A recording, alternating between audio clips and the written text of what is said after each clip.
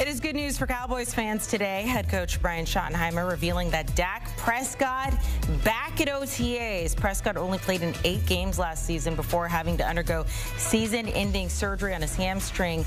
Cowboys finished just 7-10 on the season. Here's more from Coach on QB1.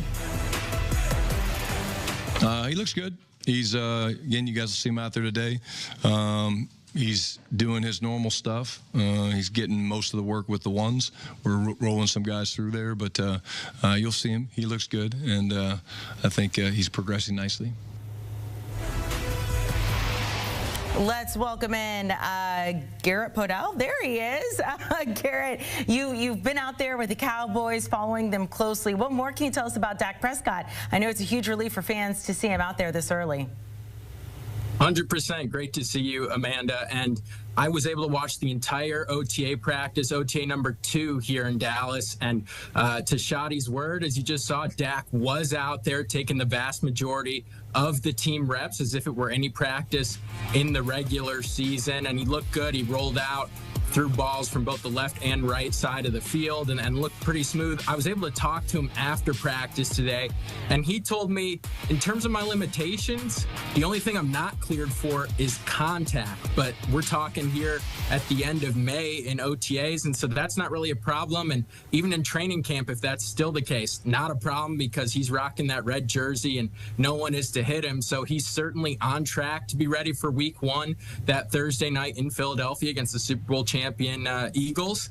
And he looked pretty smooth today, rolling out and doing everything that you would expect him to. And he's fired up to be out there. At the beginning of practice, when they were running into stretching and doing that, he was waving his arm to fire up and get his teammates to run as if he were a third base coach. So he's thrilled to be out there, and credited getting his offseason started early because of the injury happening in week 9 is the reason for why he's pretty much ready to roll in terms of throwing the football at this time in the offseason program. We're going to start getting viral videos of that arm twist, just like his hip twist, I'm sure.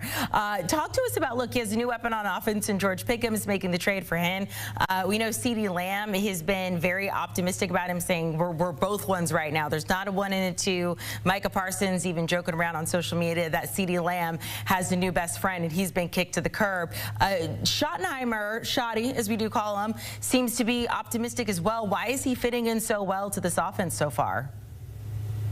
I think George Pickens is fitting in really well because he's just arms wide open and ready to learn. Shotty told us today in his press conference that what's impressed him the most about George Pickens is in the meeting room, his willingness to write copious amounts of notes and ask questions and just be a sponge. When talking to CeeDee Lamb today after practice, he kind of likened George Pickens' acclamation of the Cowboys like his own when he was a rookie, and now 5-time Pro Bowl wide receiver Amari Cooper was on the team and sort of the OG in the wide receiver room. Lamb acknowledged he's kind of that OG now himself in the receiver room, entering his 6th NFL season in 2025.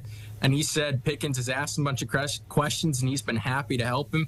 I was able to talk to Pickens himself today as well, and he said one of the things he's already picked up from Lamb is just his footwork and technique, running intermediate routes over the middle of the field. I had a story on CBSSports.com that came out yesterday kind of about how their games complement each other, because the Steelers, they asked him to be this deep threat down the sidelines, and then Lamb's heat map, it's kind of in the middle of the field. And so stylistically, they can complement each other, and Pickens is already picking Lamb's brain in terms of how he can improve even in some of the finer route running points. And he did have his first catch, at least to media today, from Dak Prescott. He's wearing number 13. He caught a short little wide receiver screen to the left side of the field near the tail end of team drills. So catch number 1 for George Pickens in a Cowboys uniform is in the books. And Dak said to me also about getting both of them involved that, look, there might be some games where it's CDs, some games where it's Pickens, but he said both guys are happy with that because they know they want to win. And so Dak's really excited about kind of the winning that they can do as a trio, Pickens, Lamb, and himself. You're there, you're talking to players. What do we need to know about the Micah Parsons situation when it comes to his contract? You've been following this so closely for so long now. Look, every analyst we talked to, we asked, what do the Cowboys need to do this season? They said, get Micah Parsons done. He wants to be the highest paid non-quarterback in the league. Is he showing up to OTAs? Are they any closer to getting that done maybe before the season starts? Well, the answer to your question, Amanda, is he showing up to OTAs, is both yes and no. Because Shoddy told us today that Micah was in the building yesterday for the first OTA practice, and the two of them, Schottenheimer and Parsons, did have lunch. But today, the second OTA practice and the first one that was open to media viewing, Parsons was not here. However, when I spoke to Micah just before the NFL draft at the end of April, he mentioned it was really big to him that Schottenheimer came to his bowling philanthropy charity event in the spring, and Schottenheimer's made a point to show up to a number of guys' foundation events to really build that family camaraderie off the field. And Parsons said, well, because Shoddy did that for me, I'm going to do him a solid and show up to OTAs, even though it's voluntary, and even though in past off seasons that hadn't been Micah's MO. He'd typically just shown up for mandatory minicamp, but he did show up for practice one.